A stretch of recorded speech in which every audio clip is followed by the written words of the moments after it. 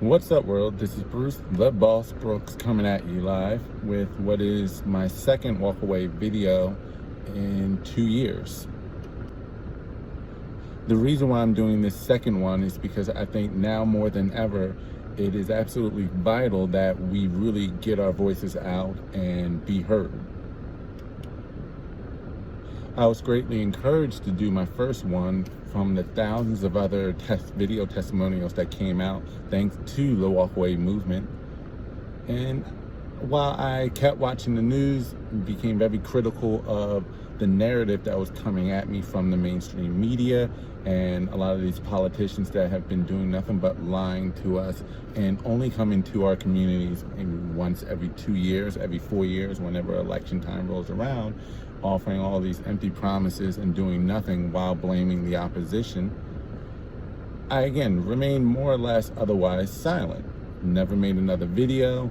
I may have been a little bit critical on social media posts like Twitter and Facebook, but that's about it. I didn't really say much, didn't really do much.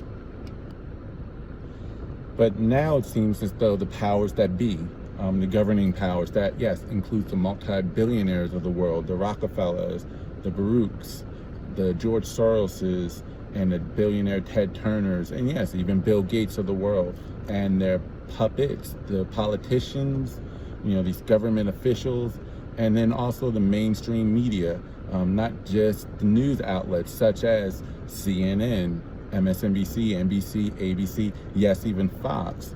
But we also then have social media giants, YouTube, Twitter, Facebook, all conspiring together to really flex their muscles and push a very scary, tyrannical, if not authoritarian, Orwellian 1984 style narrative and or form of government. And it's very scary. And I realize now more than ever, we really need to speak up before we get run over. Ever since the virus that shall not be named got let loose on the world, that's when it's like the starting pistol shot off, the gong was rung. And we are now living in some really crazy times where the government has then turned your own home into your very own prison.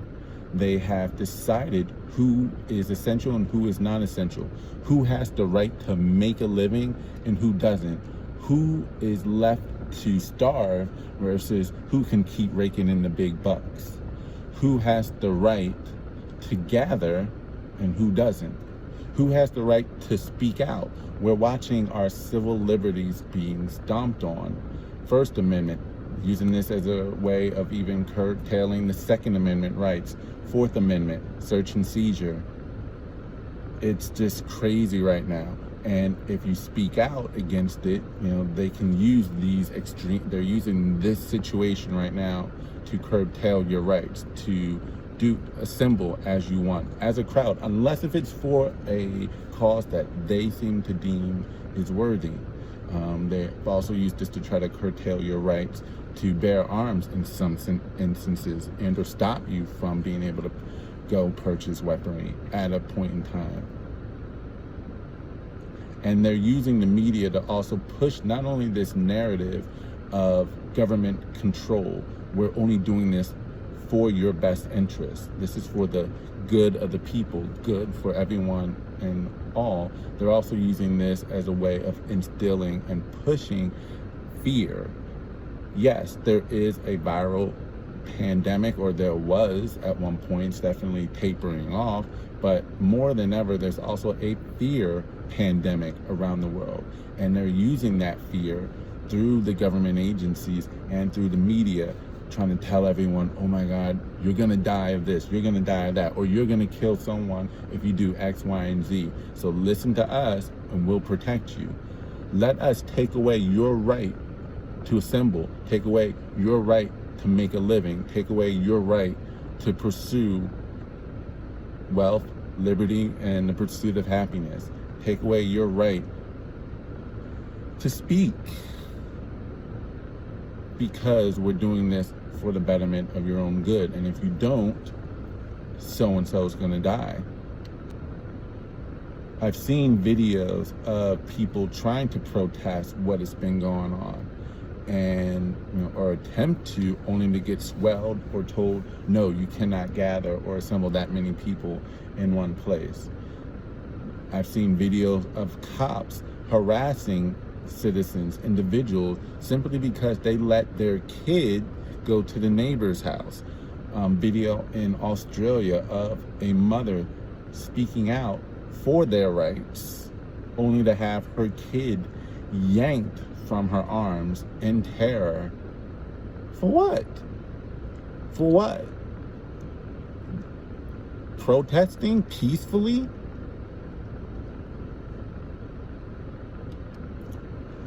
Since when was it illegal to protest? We are getting to the point where if you do not stand up for your rights, if you do not speak out, you will mourn for what was lost. What's this social distancing and or quarantining the healthy? What are they trying to do?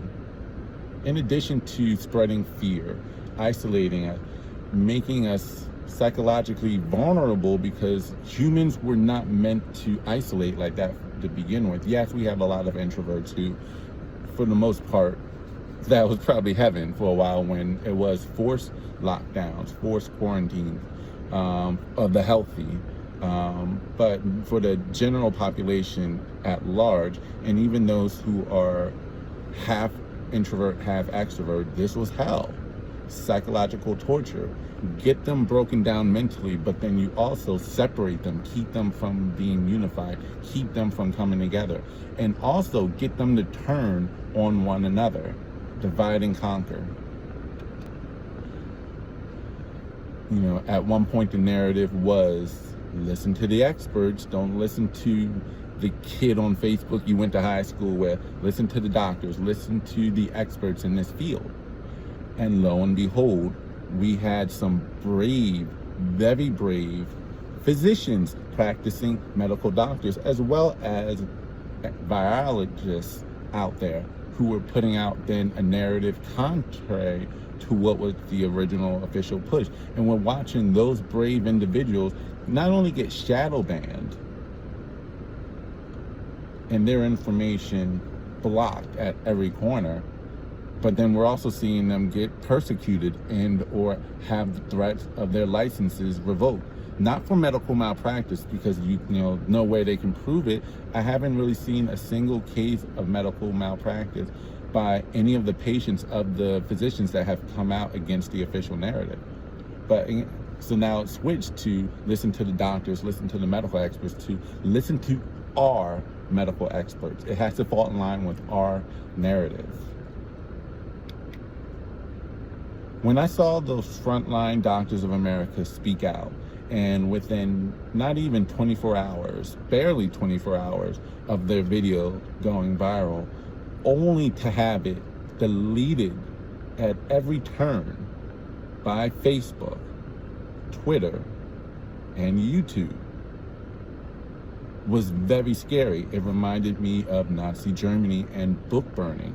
Or not even just Nazi Germany, but back in the days when the Catholic Church tried to suppress translations of the Bible among the masses. I mean, didn't they burn, was it Stephen Gutenberg, if I have his name correct, the creator of the printing press? They had him executed. Why? Because he had the audacity, when he invented the printing press, among the first things to be used to be printed in mass were translations of the Bible to the general public.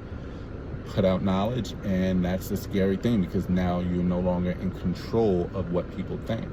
And watching the media, these three social media outlets, again, conspire uniformly to delete that message, not because of anything, any misinformation. And who are they? Who are these tech people to decide that these medical professionals with decades of experience are wrong? And since when was science not a debate and or competition of different ideas? Because the science on this is not settled in any respect. But they had the audacity to say this is misinformation. They're not even giving us the right to listen to the information, to listen to all of the information. They're not giving us the courtesy. That's how little they think of us, like children. Okay, you don't have the right to all of the information and or medical expertise that is out there. We're going to tell you what you can hear. It's getting to the point where while ignorance is still a choice, they're making it so that it's almost not a choice at all by literally making it nearly impossible to get any alternative information, alternative facts. And yes, that does exist, apparently. But that was very scary for me, because it seems like now they want to control the narrative. They want to control the message. They want to control the mind. I'm like, no more. I'm not going to, I can't stay silent anymore. I have to let my voice be heard. I have to speak out on the BS that is going on in society and these hypocritical narratives that they're putting out there. You were selfish for trying to protest your right. Like, what was her name? Shelley Luther in Dallas, who was trying to open up her business. We have, Atlas Gyms in New Jersey, men who have taken every extreme measure to make sure that their gym is as safe as possible to reopen. And, the governor, who thinks he is emperor, Phil Murphy, said, no, we're going to close it. So somehow they're doing more extreme safety measures to keep their gym safe, everything spaced out, than what's one of the supermarkets out there? ShopRite, Pathmark, whatever. Supermarkets can stay open. No, your gym can't. It's really crazy. They're saying you're selfish for trying to go out there and protest for your right to make a living.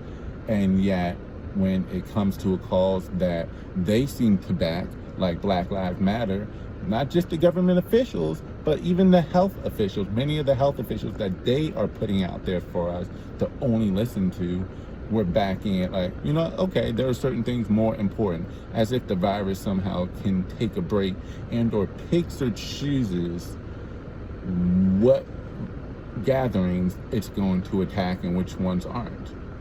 I can't stay silent on things like that anymore. I can't stay silent when you have tyrannical governors or government officials like the mayor in Los Angeles having the audacity to threaten to shut off power and water during the middle of a summer heat wave in California if you have gatherings more than the size that they deem is okay. Even though it was all right to protest in the streets, still to this day for Black Lives Matter, against cops, etc. They're okay with that, but they're not okay with more than 10 people coming to your own private home, if you so choose. They're not okay with that. They're deciding who can come to your house and when. Where even in a good state like Florida, they're villainizing. Why? Because they dare to have a Republican governor. And yet I'm watching, even within a good state like that, they are really getting overboard with their reach by stopping people on the street for not wearing a mask. Like, come on. There are people who are more than 6 feet apart from the nearest person, just out walking their dog by themselves, and the cops are coming out there and stopping them and giving them tickets. Very frightening. And then watching a lot of these Democratic governors or Democratic public leaders get a pass on it. How is it that governors, Tim Wolf or Tom Wolf of Pennsylvania, Governor Phil Murphy of New Jersey, and Governor Andrew Kildum Cuomo of New York can put out an executive order at the start of this pandemic mandating nursing homes to take in sick COVID patients to the nursing home. And then guess what happened? A month or so later, the virus spreads like wildfire in these nursing homes. And they accounted for 88% of all of the deaths in Pennsylvania. It might have dropped maybe closer to 85%. I don't know the exact number right now, but I do know that about a month ago, yes, it was as high as 88% of all of the deaths in Pennsylvania were attributed to nursing homes. New Jersey, a little lower, but still over half about 56% of all of the deaths were in nursing homes in New Jersey. And New York, number again, a little lower, but still around the ballpark of around 45% of all of the deaths in New York, which had the most deaths in all of the country and among the highest in the world, or highest death per capita. But over 40 some odd percent of the deaths in New York were due to nursing home deaths. And these governors get a complete pass by the media.